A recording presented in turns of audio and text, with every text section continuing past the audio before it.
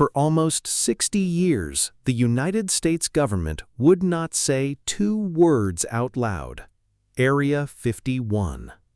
Not confirm it existed, not deny it existed, nothing.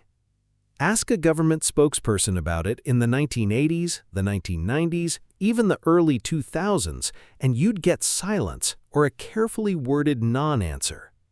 Maps left the area blank. Pilots flying nearby were legally required to file different paperwork than everywhere else in the country.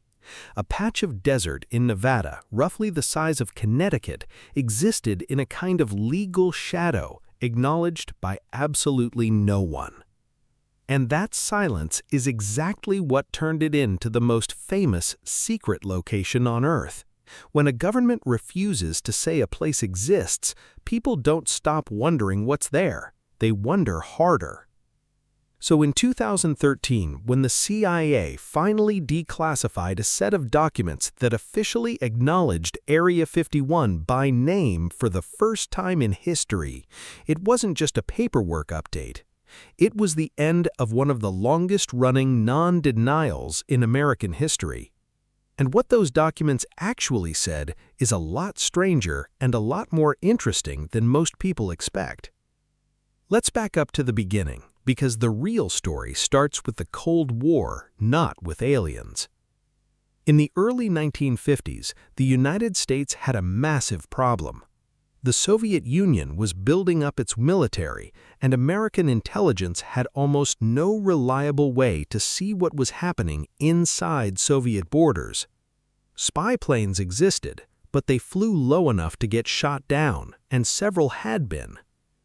The CIA needed something that could fly so high that Soviet radar and fighter jets simply couldn't reach it. That aircraft became the U-2, and building and testing it required somewhere completely isolated, somewhere with no roads, no towns, no prying eyes, and airspace the government could legally seal off from the public. They found it at a dry lake bed in the Nevada desert called Groom Lake. In April 1955, CIA and Air Force officials landed there, looked around at the flat, empty terrain, and decided this was the place. The site didn't even have an official name at first. It got labeled Area 51 simply because of its grid location on old Atomic Energy Commission survey maps, which had already divided up the Nevada desert into numbered zones for nuclear testing. Now here's where it gets genuinely fascinating, because the declassified CIA history, written by intelligence historian Gregory Pedlow and Donald Welzenbach and released to the public through a Freedom of Information Act request filed by George Washington University's National Security Archive, states plainly that a significant portion of UFO reports from the late 1950s through the 1960s can be traced directly back to U-2 and Oxcart test flights.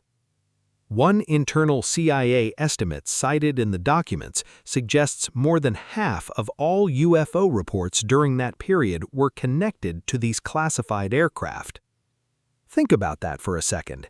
For decades, people assumed the government's silence on UFOs meant they were hiding evidence of aliens. The declassified truth is almost the opposite. The silence was hiding the fact that the UFOs were us, our own aircraft, so advanced for their time that regular Americans had no framework to explain what they were seeing. But the documents reveal something else too, a little more human. They show just how seriously the government took keeping the location secret, even from its own military branches. Test pilots were given cover stories, equipment was shipped in through unmarked channels, workers commuted on unmarked planes from a nondescript terminal in Las Vegas that locals nicknamed Janet Airlines, flights that, notably, still operate today, still unmarked, still carrying workers to a site the government spent decades pretending wasn't there. Of course, no conversation about Area 51 is complete without mentioning the other reason it became a pop culture icon: claims of captured alien technology. Those stories largely trace back to a man named Bob Lazar, who claimed in 1989 that he had worked at a nearby facility reverse engineering an extraterrestrial spacecraft. It's important to be clear here. None of that is part of the declassified CIA documents.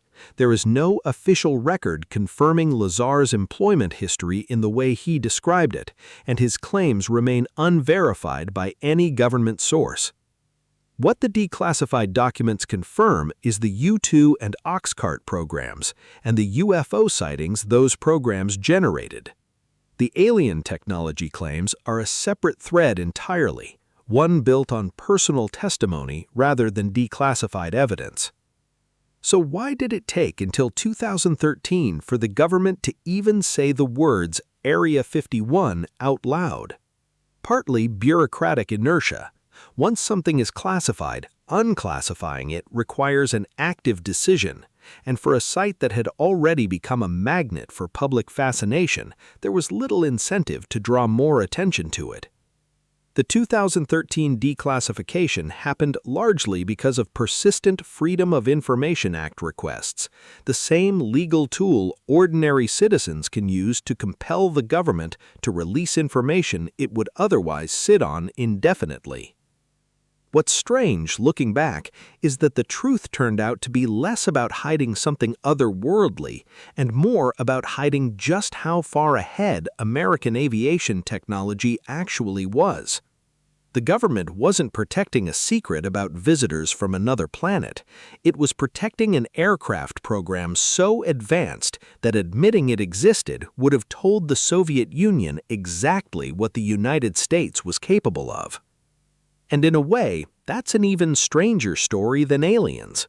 For close to 60 years, one of the most talked about mysteries in modern history wasn't actually a mystery about the unknown at all. It was a mystery about us, about what happens when a government builds something so far beyond public understanding that the only explanation people can reach for is something from another world. Area 51 is still there, still active, still surrounded by warning signs and restricted airspace, but the documents exist now, sitting in public archives, telling a story that's finally, officially on the record. Whether that changes how you look at the next strange light in the sky is up to you.